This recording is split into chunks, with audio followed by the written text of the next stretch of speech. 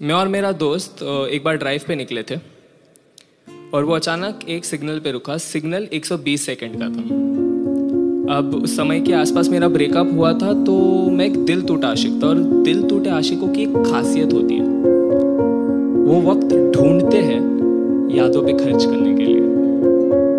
वो 120 सेकंड मेरा वही वक्त था जो मैंने इस कदर खर्च किया है कि पहले 5 सेकंड ऐसे बीते कि मन कह रहा था उसके बारे में मत सोचना, क्योंकि इतनी मुश्किल से तो उसे भुलाने की कोशिश कर रहे हैं। फिर अगले 10 सेकंड मन ने ही कह दिया कि एक काम कर, सोच ले।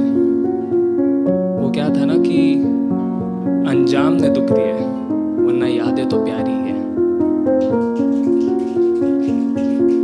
तो अगले 60 सेकंड बिल्कुल पूरे रिलेशनशिप का एक रिवाइंड थे कि कैसे हमारी मुलाकात हुई, बातें शुरू हुई। मैंने चिट्ठी लिखकर अपने प्यार का इजहार किया था, उसने इनकार कर दिया था। मैं जब दुखी होकर चल के जा रहा था तो उसने हाथ थाम कर मुझे कहा कि सुनो, मजाक कर रही थी, मुझे भी करार है। हम बिल्कुल एक रोमांटिक पिक्चर में, एक रोमांटिक गाने में दिखते एक रोमांटिक कपल से थे, दुनिया से बहुत दूर, एक दूसरे के साथ उलझे हुए, एक दूसरे की खोज में। बस फर्क इतना था कि हम एक्टिंग नहीं कर रहे थे। वो चांद तारों की तरफ देखकर कहा करती थी कि कितने खूबसूरत है ना ये। मैं उसकी तरफ मुड़कर कहता था कि हाँ, बहुत। हम कभी डेट पे जाया करते थे तो वो बात करती थी इंडिपेंडेंसी की, पर जैसे बिल आता तो मेरे तरफ सरकाते हुए कहती, सुनो ना, पैम्पर मी।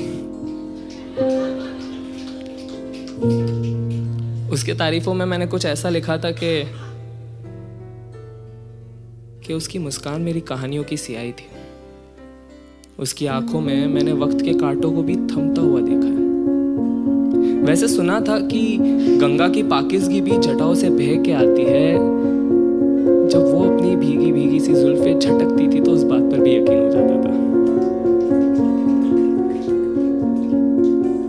जैसे मिदास ने पीतल को छूकर सोना किया था, वैसे ही उसने मुझे छूकर मेरी रूह को नूर से भर दिया था। फिर आते 30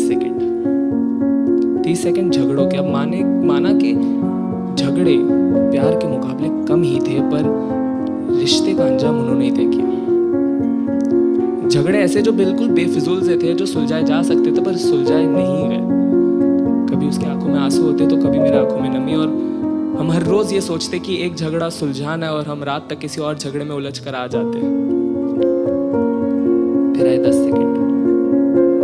सेकंड हम एक कमरे में थे जो बंद था, कि मानो उसकी खिड़की दरवाजे भी आज कह रही हो कि आज ये रिश्ता दम घोटने वाला है। और फिर उसने कहा कि चलो ना, खत्म करते, चलो ना, खत्म करते। आखिरी के 5 सेकंड मानो पूरा कमरा मुझसे पूछ रहा हो कि अब तू तो कुछ बोल, इस कमरे की चुप्पी तो तोड़।